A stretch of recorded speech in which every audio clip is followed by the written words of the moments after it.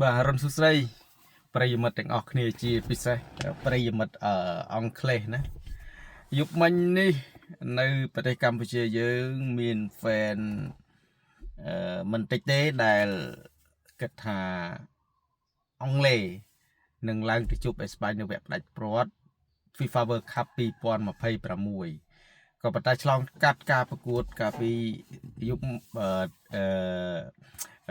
ទៀបភ្លឺព្រឹកមិញនេះរវាងអាសង់ទីននិងអង់គ្លេសណាអញ្ចឹងមកដល់ពេលនេះគឺយើងបានរកឃើញហើយអ្នកដែលត្រូវទៅជួបអេស្ប៉ាញនោះគឺអាសង់ទីនការប្រកួតកាលពីយប់មិញនេះអង់គ្លេសបើកការនាំមុខមុន1-0នៅនាទីទី55បាទដោយកីឡាករអាតូនីGordon អញ្ចឹងបន្ទាប់ពីការនាំមុខរបស់អង់គ្លេសណារបស់អង់គ្លេសនៅនាទីទី55ហើយចូលដល់ចុងម៉ោងនាទីទី85ណា Enzo Fernandez ដែលអាស៊ីសដោយ Lionel Messi ក៏បានតាមស្មើ1-1នៅនាទីទី85មិនយូរប្រមាណនៅនាទីទី90+2Lionel Messi ដដែលជាអ្នកអាស៊ីសឲ្យកីឡាករ Lautaro Martinez បាទអញ្ចឹងចប់ការប្រកួតអាសង់ទីនលុតអង់គ្លេស2-1ដែលជាការ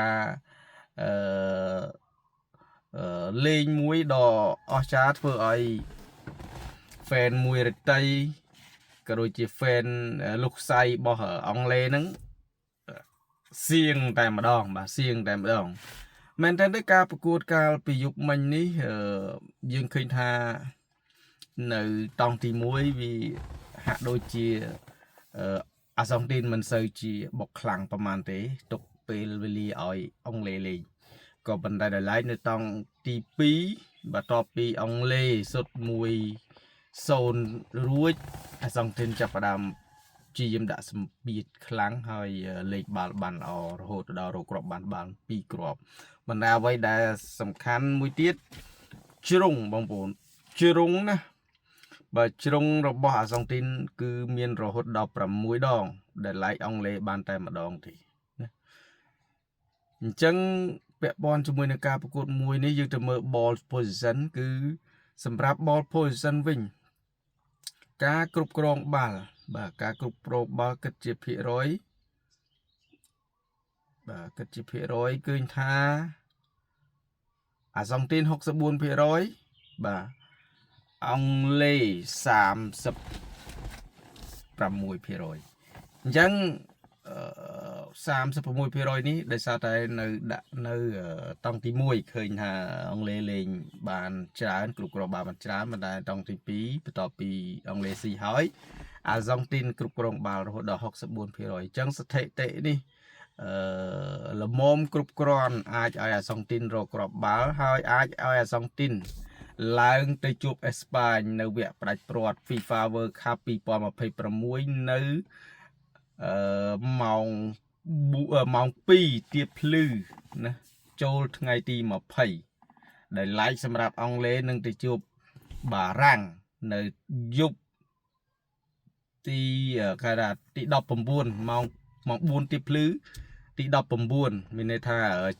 18ឆ្លងចូល19ម៉ោង4ទៀបភ្លឺហ្នឹងគឺ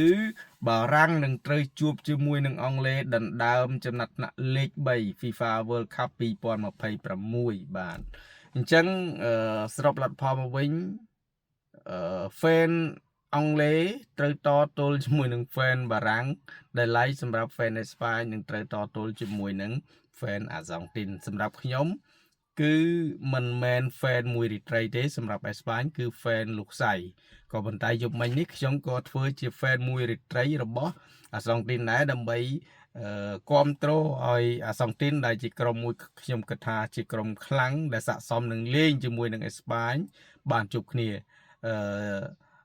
ចុងក្រោយគឺពួកយើងបានជួបគ្នាមែនខ្ញុំសង្កេតឃើញថា World Cup នៅក្នុងរដូវកាលជាពិសេសឆ្នាំ2026នេះក្រុមខ្លាំងទោះបីជាធ្លាក់អាល្លឺម៉ង់ឬក៏ធ្លាក់ Basic ទៅនៅវគ្គ16ក្រុមយ៉ាងណាក៏ដោយចុះប៉ុន្តែនៅវគ្គ4ក្រុមនេះយើងឃើញថាសម្រងសម្រេចយកក្រុមខ្លាំងមែនទែនជាការពិតនេះជាប្រសិទ្ធភាពឬក៏ជាគុណភាពមួយរបស់ការលេងរបស់កីឡាកររហូតដល់នៅសល់4ក្រុមបែបនេះណាអរគុណបងប្អូនសម្រាប់វីដេអូនេះខ្ញុំបាទមានតែប៉ុណ្្នឹងហើយសូមគាំទ្រជួយ like និង subscribe ទាំងអស់គ្នាផងអរគុណ